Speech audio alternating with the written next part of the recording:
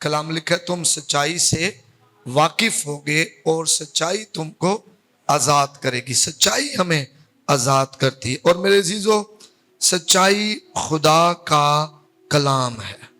सच्चाई खुदा का। बहुत से लोग आपके पास आएंगे और वो आपको कहेंगे कि मैं आपको सच्चाई बताता हूं, ये सच्चाई है। लेकिन आपने इस बात को समझना है कि सच्चाई खुदा का कलाम है। अगर किसी के वक्त मैं भी कलाम से हटकर आपसे बात करूं और आपको कहूं जी ये सच है, और कलाम उसकी तस्दीक ना करता हो, तो आप समझ जाएं कि सच जो है वो खुदा का कलाम ही है। सच्चाई खुदा का कलाम है। इसलिए सच्चाई से वाकिफ होना बहुत ज़रूरी है। और सच्चाई से हम वाकिफ कैसे होते हैं? जब हम कलाम मुकद्दस को पढ़ते हैं। हम कलाम मुकद्दस को पढ़ें और उसे अपने दिल में रखें, उस पर ध्यान और ज्ञान करें। भूले नहीं, इब्लीस चोर है। लिखा है, चोर चोरी करने, मारने और हलाक करने आता है। चोर को पता है कि खुदा का कलाम सच्चाई है। तो जब आप कलाम सुनकर यहां से जाते हैं घर पे, और जैसे ही घर पहुंचते हैं वहां पर दूसरे मसले मसाइल शुरू हो जाते हैं, और सारा कलाम जो आपने सुना होता है वो आपके ज़हन से निकल जाता है और आप फिक्रों में पड़ जाते हैं, दूसरे मसाइल में फंस जाते हैं। तो सच्चाई को दिल में रखें, सच्चाई पर ध्यान ज्ञान करें, सच्चाई बोलें, सच्चाई की दुहाई करें, क्योंकि सच्चाई खुदा का कलाम है। और आज ये सच्चाई आप सबको बदल कर रख देगी। आमीन आमीन। मुझे और आपको खुदा ने बेमकसद पैदा नहीं किया। हमारी जिंदगी का खुदा ने मकसद रखा हुआ है। हम बेमकसद पैदा नहीं हुए।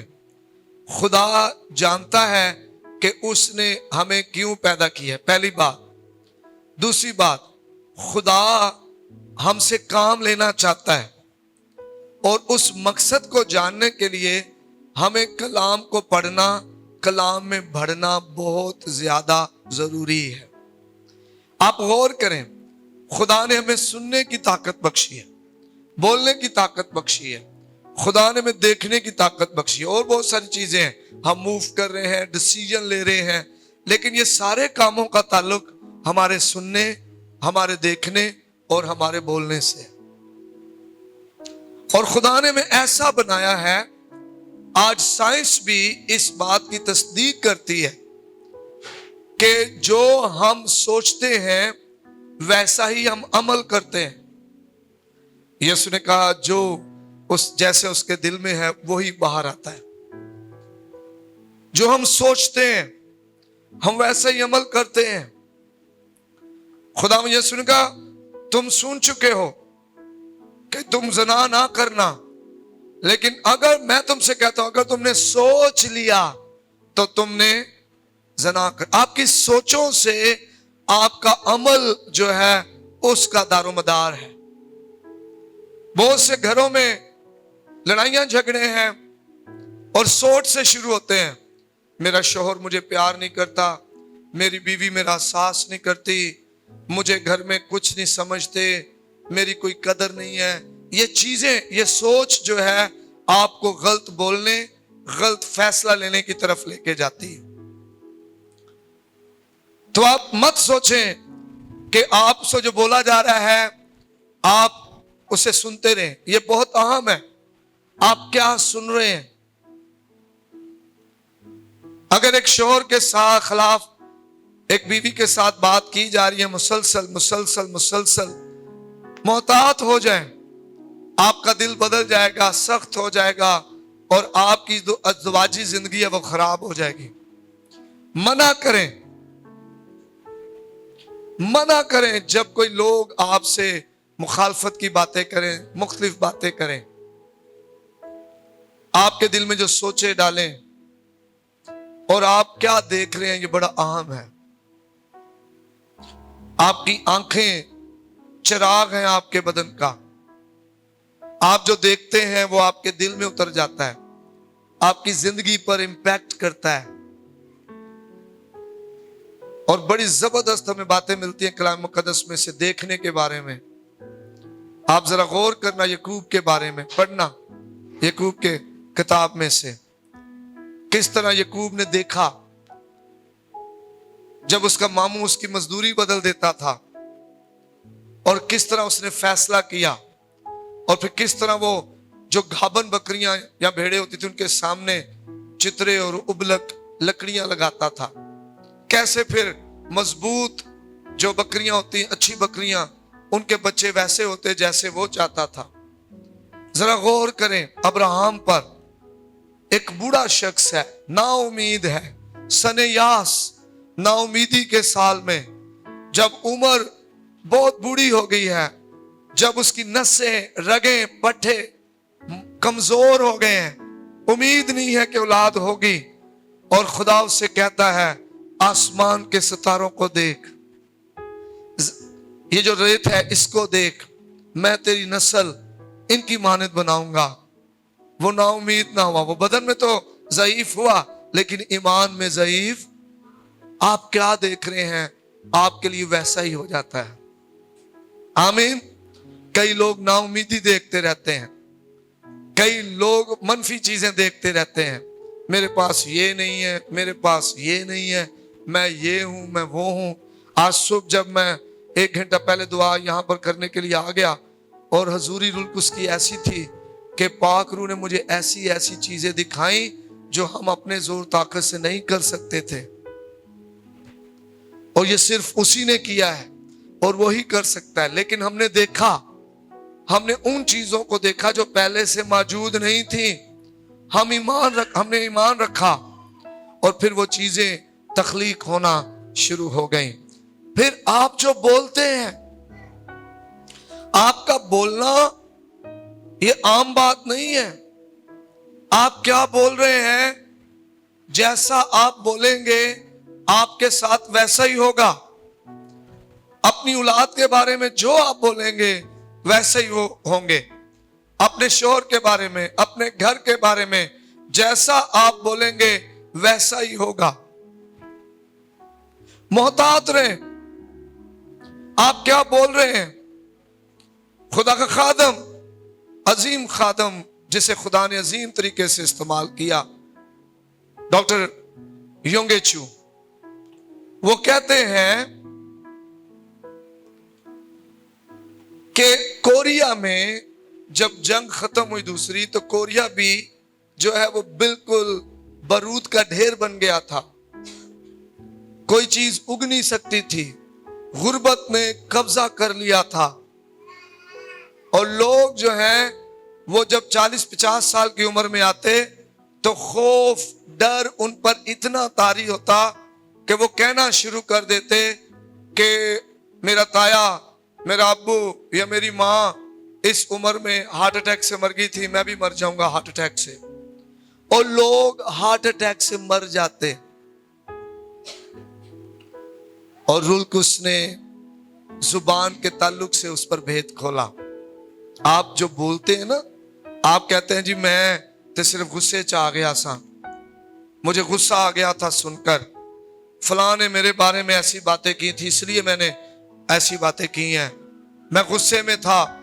और आपने गुस्से में आकर ना अपना आप छोड़ा, ना अपना घर छोड़ा, ना अपना चर्च छोड़ा, ना अपना इलाका छोड़ा, ना अपने सियासतदानों को, ना अपने मुल्क को, और आपने मनफी बातें, मनफी जुमले बोलना शुरू कर दिए, और फिर वही चीजें बंधन बांध देती हैं। आप जो बोलते हैं, चाहे दुख में बोले, ना बोले गलत, दुरुस्त बोले, वो बोले जो कलाम में लिखा है, वो मत बोले जो अबलीस आपके दिल में डालता है। अबलीस की ये चाल है और वो आपके दिल में गलत डालता है। कलाम लिखा है, जुबान छोटा सा उज है लेकिन पूरे बदन को कंट्रोल करता है। जिस तरह पानी का जहाज जो है उसको कंट्रोल करने के लिए कप्तान स्टीयरिंग को यूज करता है, रडार को, पतवार को यूज करता है, इसी तरह जुबान जो है वो यूज होती है आपके बदन को, आपके हालात को आपके हाल को, आपके मुस्तकबिल को कंट्रोल करने के लिए। आपकी हालत कैसी होगी ये आपकी जुबान से जो निकले हुए लफ्ज हैं वो तयन करते हैं। मोहतात रहे, मत बोले गलत, हालात कैसे भी क्यों ना हो। आप गलत देखकर, गलत सुनकर, गलत बोलकर, गलत चीजों को अपनी तरफ अट्रैक्ट करते हैं। आप मकनातीस बन जाते हैं। जिस तरह मकनातीस और लोहा खींचे चले आते हैं एक दूसरे की तरफ, आप उन बुराइयों की तरफ खींचे चले जाते हैं जिन बुराइयों की आप बात करते हैं, जिन बुराइयों के बारे में आप सुनते हैं, जिन बुराइयों को आप देखते हैं। आप वैसे ही बन जाते हैं जैसा आप अपने बारे में बोलते हैं। ये बाइबल का कानून है। खुदा ने हमें बनाया ही ऐसा है। हम जैसा बोलते हैं हमारे साथ वैसा ही होता है। खुदा नहीं हमारे साथ ऐसा करना चाहता। खुदा हमारा बाप है, उसने अपना इकलौता बेटा हमारी खातिर दिया हुआ है, जिसने सलीब पर हमारी खातिर जान दी हुई है। और हम इल्जाम खुदा पर लगाते, खुदा ने पादी साहब मेरे वास्ते मैनू ना खुदा आजमा रहा है, ता मेरे ते बीमारियां जदियां आईयां हुई हैं। खुदा ने मेरे साथ ऐसा किया। खुदा नहीं करना चाहता और ना वो करता है। ये हम हैं जो खुद खींचते हैं उन चीजों को अपनी तरफ, बोल बोल कर, अपने बच्चों के बारे में बोलकर, अपने बारे में बोलकर, अपने हालात के बारे में बोलकर, अपने मुस्तकबिल के बारे में बोलकर हम खुद चीजों को अपनी तरफ खींचते हैं। ये कानून है बाइबल का। ये कशिश का कानून है जिसमें आप इकरार करके चीजों को खींच लेते हैं अपनी तरफ। आप बोलकर चीजों को अपनी तरफ खींच लेते हैं।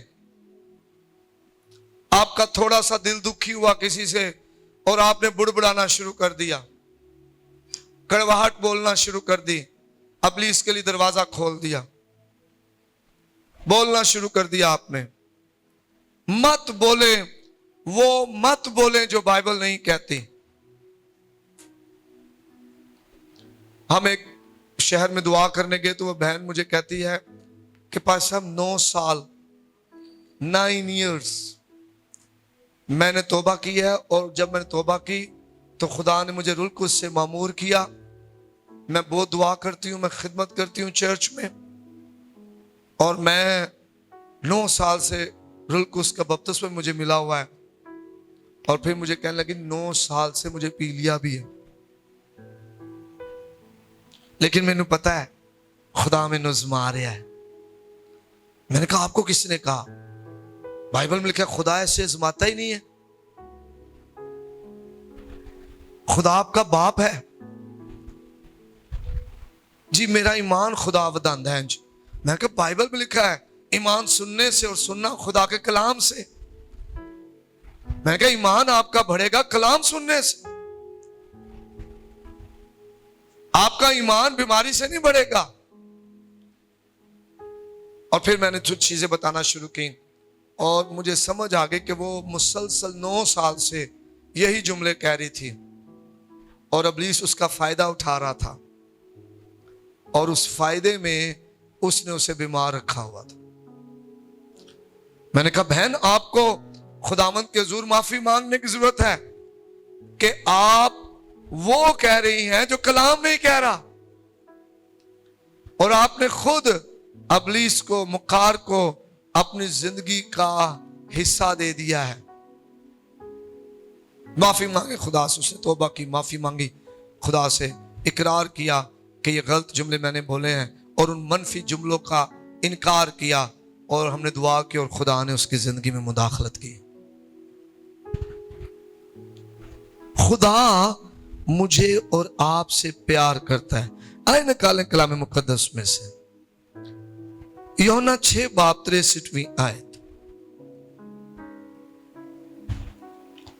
यूहन्ना की इंजील 6 बाब 63वीं आयत को हम पढ़ते हैं। लिखा है यहाँ पर खुदा के कलाम में, जिंदा करने वाली तो रूह है, जिस्म से कुछ फायदा नहीं। जो बातें मैंने तुमसे कही हैं वो रूह है और जिंदगी भी है। जो बातें मैंने तुमसे कही हैं वो रूह है और जिंदगी भी। ये जो आप सोचते हैं ना कि आप जो कह रहे हैं, जो आप जुमले कह रहे हैं या जो बातें आप करते हैं, इसमें कोई जिंदगी नहीं है। आपके कहे हुए जुमले क्रिएट करते हैं। आपके कहे हुए अल्फाज में कुदरत है। बाइबल मुकद्दस में लिखा है, खुदा ने कहा और ये दुनिया तख्लीक हुई। आप जो कहते हैं वैसा हो जाता है। तो आपने मोहतात रहना है कि आप क्या कह रहे हैं, आप क्या कह रहे हैं, क्योंकि जो आप कहेंगे आपके लिए वैसा ही हो जाएगा। तो जिंदा करने वाली क्या है? रूह है। हम सोचते हैं अल्फाज सिर्फ आवाज है, शोर है, लेकिन अल्फाज रूह है, इनमें जिंदगी है। यही तो वजह है जब कोई शख्स आपको कुछ कहता है, आपकी बेइज्जती करता है, आपके खिलाफ बातें करता है, वो लफ्ज आपके दिल के अंदर गहराई तक असर कर देते हैं और आप चाहते हुए भी उन बातों को भूल नहीं पाते, माफ नहीं कर पाते, अपने दिल से निकाल नहीं पाते। आपके अल्फाज, आपके कहे हुए जुमले सिर्फ शोर नहीं है, लफ्ज नहीं है, आवाज नहीं है, ये रूह है। आप जो कुछ आज है ना, और आपको जिन मसाइल का सामना आज है, कहीं ना कहीं किसी वक्त आपने माजी में वो जुमले अपने लिए कहे हुए हैं और आपने जो लफ्ज बोए थे आज वो आप काट रहे हैं। बहुत से ईमानदार, जरूरत है कि आज उन मनफी जुमलों को हम रद्द करें, कैंसिल करें, उनके लिए माफी मांगें, इकरार करें और खुदा के सुपुर्द करें अपने आप को।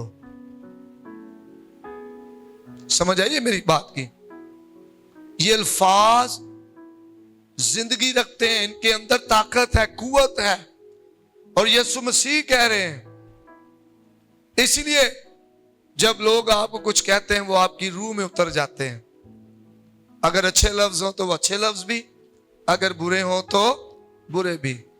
आप जिंदगी वाले अल्फाज बोल सकते हैं या आप फिर तबाही वाले अल्फाज बोल सकते हैं। खुदा ने आपको आजाद मर्जी दी हुई है, चुनाव का हक खुदा ने आपको दिया हुआ है। आप जो कहेंगे वो आपका अपना फैसला है, कोई आपको जबरदस्ती नहीं निकलवाएगा।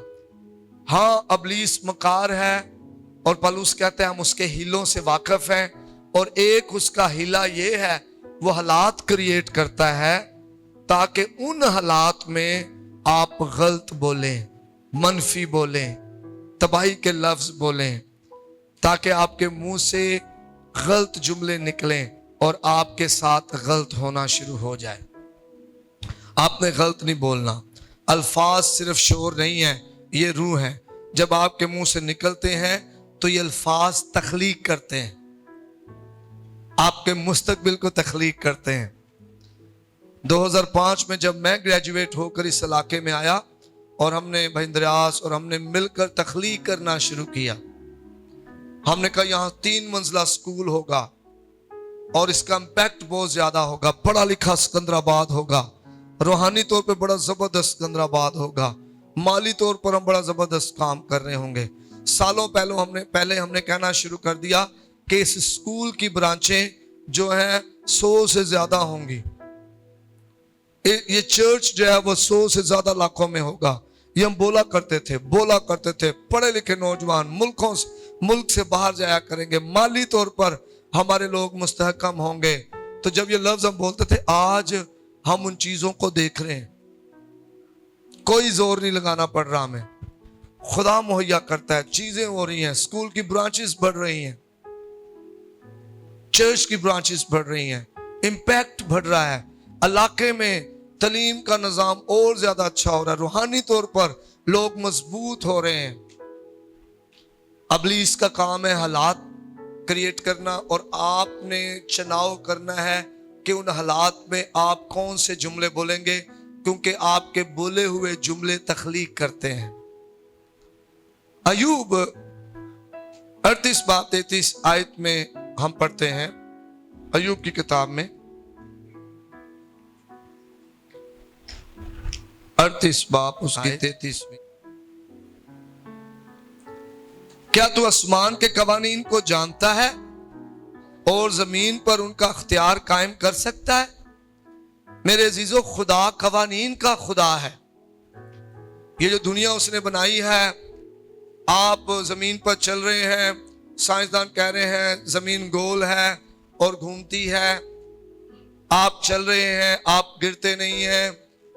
आप ऊपर से गिरते, जब छलांग लगाते हम नीचे जमीन खींच लेती है। कशिश का कानून, कशिश शकल, ये दुनिया कानून है। जो तू बोएगा वो काटेगा, चाहे वो क्रिश्चियन है, मुस्लिम है, हिंदू है, कोई भी मजहब का है। जैसा कोई बोएगा वो काटेगा।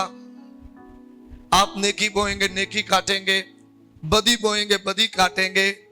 तो खुदा ने कवानीन बनाए हुए हैं। ये दुनिया कवानीन पर चल रही है, और ये भी कानून खुदा का ही बनाया हुआ है। ये कशिश का कानून है, कबूल करने का कानून है, इकरार करने का कानून है। जब आप बोलते हैं, असल में आप कबूल करते हैं, आप इकरार करते हैं, और जब आप इकरार करते हैं वैसा ही आपके साथ होना शुरू हो जाता है। इसलिए आपने बहुत मोहतात रहना है। मेरे अजीजों, रूहानी कानून जिस्मानी कानून पर जो है असर डाल रहा है। ये जो कुछ लोग खुशहाल जिंदगी गुजार रहे हैं, आप उनकी जिंदगी में देखना रूहानी कानून पर अमल कर रहे हैं। वो उनकी जिंदगी में पहले रूहानी तब्दीली है, फिर जिस्मानी और माली तब्दीली है। पहले अगर हम रूहानी मजबूत नहीं हैं, तो आप माली मजबूत नहीं होंगे। आप रूहानी मजबूत हैं, आप फिजिकली जिस्मानी तौर पर इस आलम में मजबूत होना शुरू हो जाएंगे, और लोग आपको देखकर कहेंगे वाकई खुदा का हाथ इस पर है। आमीन आमीन। तो कई दफा जो हम अल्फाज कह रहे हैं वो हमारी जिंदगी पर असर कर रहे हैं। आप कहते हैं खुदा ने ये कर दिया, खुदा ने वो कर दिया, खुदा ने ऐसा कर दिया। खुदा ने नहीं किया, आपके कहे हुए जुमलों ने वो किया है। शैतान ने हालात पैदा किए और आपने उन जुमलों को बोलना शुरू किया। गुस्से में आकर, दुख में आकर, परेशानी में आकर, तकलीफ में आकर, और वो जुमले तख्लीक होना शुरू हो गए। खुदा मसाइल लाने वाला खुदा नहीं है।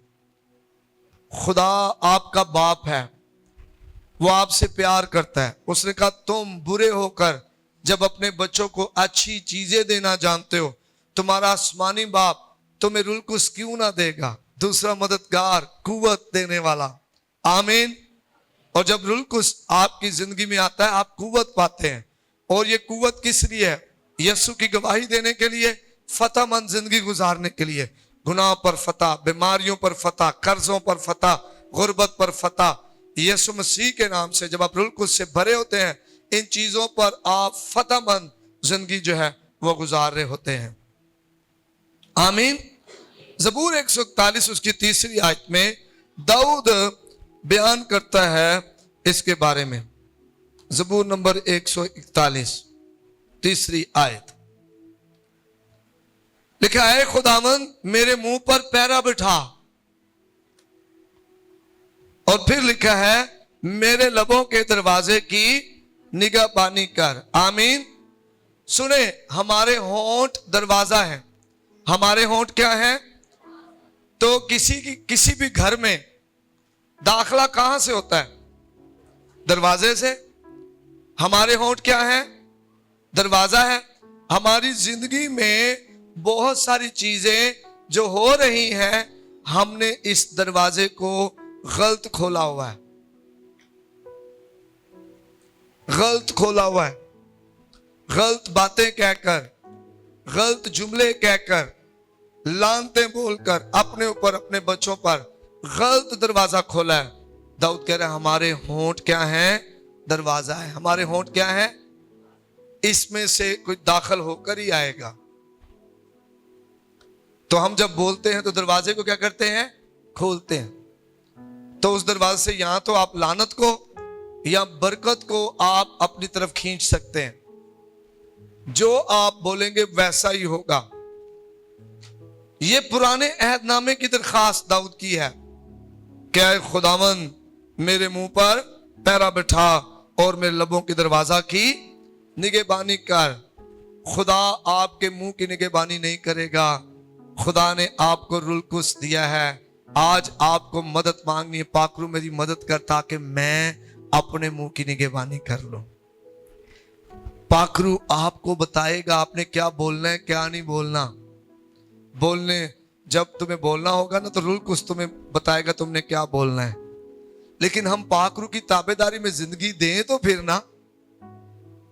हम तो मसीह भी उस वक्त होते हैं जब चर्च में होते हैं। चर्च से बाहर हो तो हमारा मसीह रवैया ही खराब। कोई दुख में है, तकलीफ में है, हम उसकी मदद को नहीं पहुंचते। ईमानदारों, हमने 24 घंटे वाला मसीह बनना है और रुलकुस की मदद मांगनी है कि रुलकुस मेरी मदद करे। और जब रुलकुस आपकी मदद करेगा तो क्या होगा? क्या होगा? रुलकुस जब आपकी मदद करेगा तो वो आपके होंठों की निगहबानी करने का भी आपको फजल देगा। आमीन। चाहे दुख जितना मर्जी बड़ा हो, चाहे बीमारी जितनी मर्जी बड़ी हो, चाहे जितना मर्जी मुसीबत बड़ी हो, वो आपके होंठों को जो है उसकी निगहबानी करने की आपको मदद देगा, आपको कुव्वत देगा।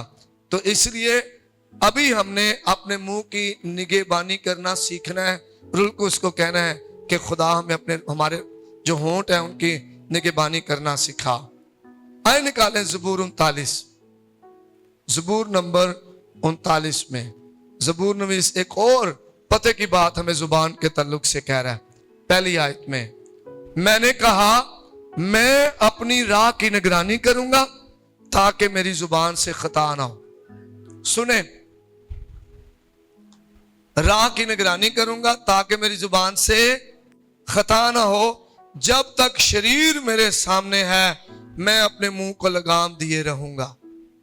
गौर करें, जब तक शरीर मेरे सामने है मैं अपने जुबान को क्या करूंगा? लगाम दिए रहूंगा। और यकूब के खत में खुदा का बंदा कहता है जब हम घोड़ों को या खच्चरों को, गधों को काबू करने के लिए लगाम का इस्तेमाल करते हैं, बात समझ आ रही है? तो अपने बदन को कंट्रोल करने के लिए जुबान। आमीन। आप लगाम से मोड़ते हैं गधे घोड़े को, दाएं मुड़ या बाएं मुड़। आप लगाम की रस्सी को खींचते हैं और वो फिर उसी तरफ जाता है जिस तरफ की रस्सी आप खींचते हैं। इसी तरह जिस तरह के जुमले आप जुबान से बोलेंगे उसी तरफ की आपकी जिंदगी हो जाएगी। और दाऊद क्या कह रहा है यहां ज़बूर 39 में? वो कह रहा है मैंने कहा मैं अपनी राह की निगरानी करूंगा ताकि मेरी जुबान से खता ना हो। जब तक शरीर मेरे सामने है मैं अपने मुंह को लगाम दिए रहूंगा, खामोश रहूंगा। जब तक शरीर मेरे सामने है। अयूब की कहानी पर गौर करें, कैसा दर्दनाक वाकया है। और कहीं ना कहीं इन चीजों को उसने खुद अट्रैक्ट किया अपनी तरफ, खुद उसने अट्रैक्ट किया अपनी तरफ। जब आप अय्यूब 3 बाब उसकी पहली 25वीं आयत पढ़ते हैं, अय्यूब 3:25, क्योंकि जिस बात से मैं डरता हूं वही मुझ पर आती है, और जिस बात का मुझे खौफ नहीं होता वही मुझ पर गुजरती है। किस बात का डर था उसे? कि मुबादा मेरे बच्चों ने गुनाह ना किया हो, खुदा की तकफीर ना की हो। खौफ, और कुर्बानियां चढ़ाता उनकी माफी के लिए। आप गौर करें उसकी जिंदगी को, दुख देखे सारे बच्चे चले गए, सारे बच्चे उसके चले गए, जानवर उसके, भेड़ बकरियां, चरवाहे, नौकर चाकर, एक अमीर तरीन शख्स, गुर्बत, जिस्म बीमार हो गया है, कीड़े पड़ गए हैं, बीवी कह रही है खुदा की तकफीर कर और मर जा, लेकिन आप उसे कहीं भी गलत जुमले अपने मुंह से निकालते नहीं देखेंगे। ऐसी अपनी जुबान पर कंट्रोल किया हुआ है उसने। उसके दोस्त उसके पास आते हैं, कई की दिन चुप करके बैठे रहते हैं, उसके दुख को देखकर बोल नहीं रहे। जब बोलते हैं तो बहुत कुछ बोलते हैं, लेकिन वो फिर भी, आप गौर करें, कलाम को पढ़ें, वो कोई मनफी जुमला नहीं निकालता। तू पागल औरतों जैसी बातें करती है। क्या हम सिर्फ खुदा से सुख पाए और दुख ना पाए? ऐसा भरोसा खुदा पर, ऐसा तवक्कल कि अपनी जुबान को कंट्रोल किया हुआ है। आज हमारी जुबान कैसे गलत जुमले निकालना शुरू कर देती है, और जिसका खमियाजा हमें भुगतना पड़ता है। आज बहुत सारे मसीह ईमानदार जो अपने बच्चों की कमाई नहीं खा रहे, अपने बेटे बेटियों पर फलता नहीं देख रहे, अपने घर में ईमान सुकून नहीं देख रहे, उसकी वजह उनके कहे हुए अल्फाज हैं। वो जुमले जो उन्होंने कहे, गुस्से में आकर अपने राह की निगहबानी नहीं की, अपनी जुबान को लगाम नहीं दी, और जिसकी वजह से उन्होंने उनके कहे हुए जुमले तख्लीक हो गए। उनके बदन, उनके बच्चे, उनके हालात, उनके माली हालात वैसे ही बन गए।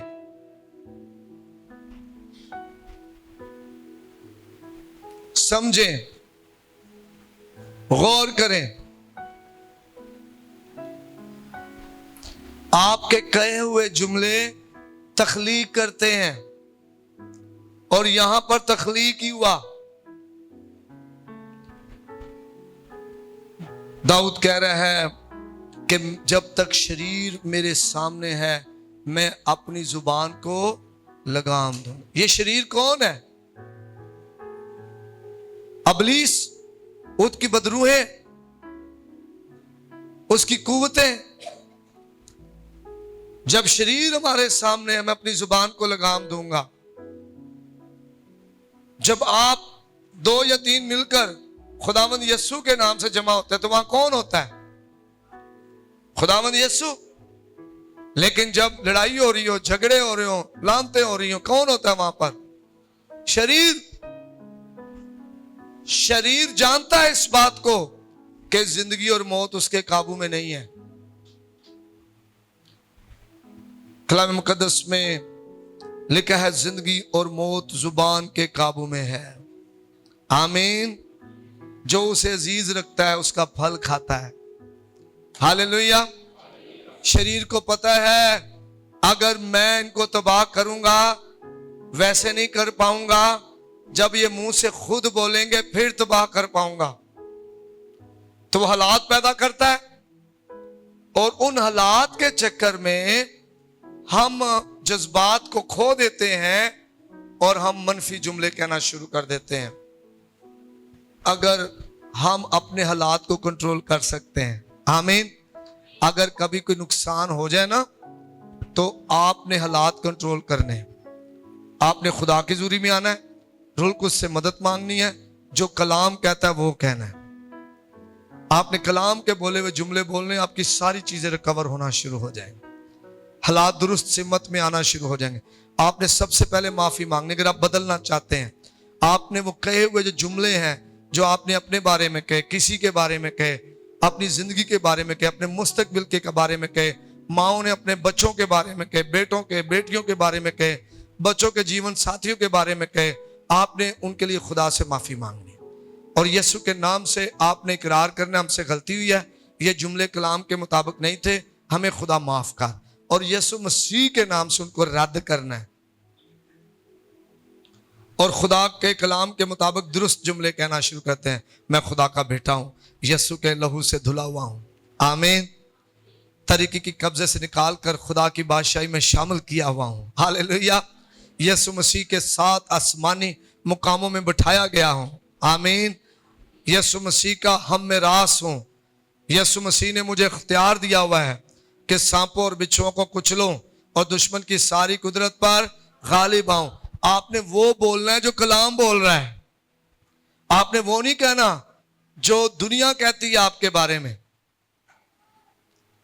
आपने उनके झांसे में नहीं आना। डॉक्टर यंगुची अपनी किताब चौथा रुख में कहता है कि एक दिन एक बड़े साइंसदान के साथ मैं नाश्ते पे था और उस साइंसदान ने कहा कि डॉक्टर पादरी साहब कि साइंस ने एक नई दरियाफ्त की है। भाई साहब ने कहा कौन सी? क्या लगे साइंस ने दरियाफ्त किया है कि हम जो बोलते हैं वो बोलना हमारे बदन को कंट्रोल करता है। उसने कहा ये कौन सी नई बात है? ये तो 2000 साल पहले यकूब डॉक्टर जो गुजरा बाइबल मुकद्दस में, उसने ये इजाद कर दिया पहले से ही कि बदन पूरी जुबान पूरे बदन को कंट्रोल करती है, आमीन। और फिर उसने वाजिया करना शुरू कर दिया उस पर, आप मेरे अजीजों नूर बन के चमक सकते हैं अपनी जुबान को कंट्रोल कर कर। हालात जैसे भी क्यों ना हो, मसला जितना भी बड़ा क्यों ना हो, अपनी जुबान को कंट्रोल कर कर आप अपनी जिंदगी को कंट्रोल कर सकते हैं। शैतान चाहता है वो आपको तबाह करना, आपको बर्बाद करना, आपकी अज़दवाजी जिंदगी को, आपकी खिदमत को तबाह करना चाहता है। इसलिए वो हालात पैदा करता है, बदरूहें ऐसे हालात पैदा करती है कि आप अपनी जुबान को गलत इस्तेमाल करें। आपने अपनी जुबान पर लगाम देनी है, कंट्रोल करना अपनी जुबान पर। आपका अपनी जुबान को कंट्रोल किया हुआ अबलीस के मंसूबों को तबाह करेगा, नकारा कर देगा। लेकिन अगर आप मिच्योर नहीं हैं, आप नौमरीद मसीह हैं, आप अभी भी बच्चे हैं, आपको अभी भी दूध की हाजत है, आप बालक मसीह नहीं हो रहे, तो फिर आप कभी भी अपनी जुबान को कंट्रोल नहीं कर पाएंगे। छोटी छोटी बातों से, छोटी छोटे जुमलों से, छोटे छोटे कामों की वजह से आप फौरन हाइपर होंगे, फौरन सख्त जुमले निकालेंगे, फौरन आप जो अपना कंट्रोल खो देंगे और आप अबलीस का शिकार हो जाएंगे। फिर कह रहा हूं, जिंदगी और मौत शैतान के काबू में नहीं, जुबान के काबू में है। तरक्की आपकी जुबान के काबू में है, सरफराजी आपकी जुबान में है। आप जो बोलेंगे आप वैसे ही हो जाएंगे। आप बोलते क्या है, आप क्या बोलते थे, आपने इस पर मेडिटेट करना है, गौर खोज करें और उन जुमलों को जो गलत जुमले कलाम मुकद्दस में से नहीं थे, उन जुमलों को आप निकालें अपनी जिंदगी से, आमीन। आप शैतान चाहता है कि आप वो कहें जो खुदा नहीं कह रहा, लेकिन खुदा कह रहा है मेरे बेटे मेरी बेटी अपनी जुबान को लगाम दे, आमीन। और फिर जब अमसाल नंबर 30 उसकी 32वीं आयत पढ़े जरा। अमसाल 30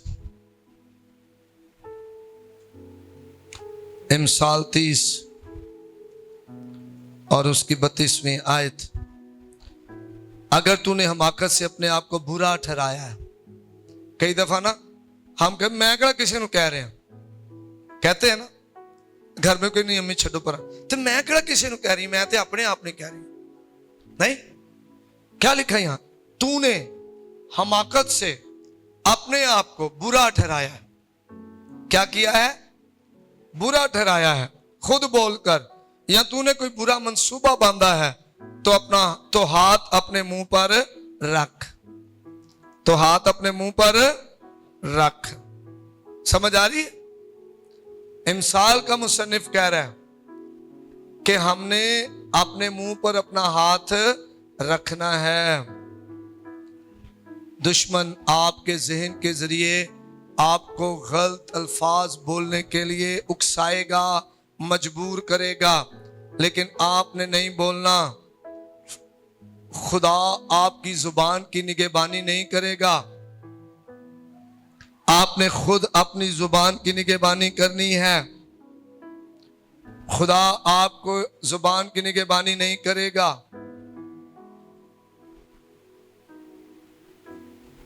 समझ आ रही है?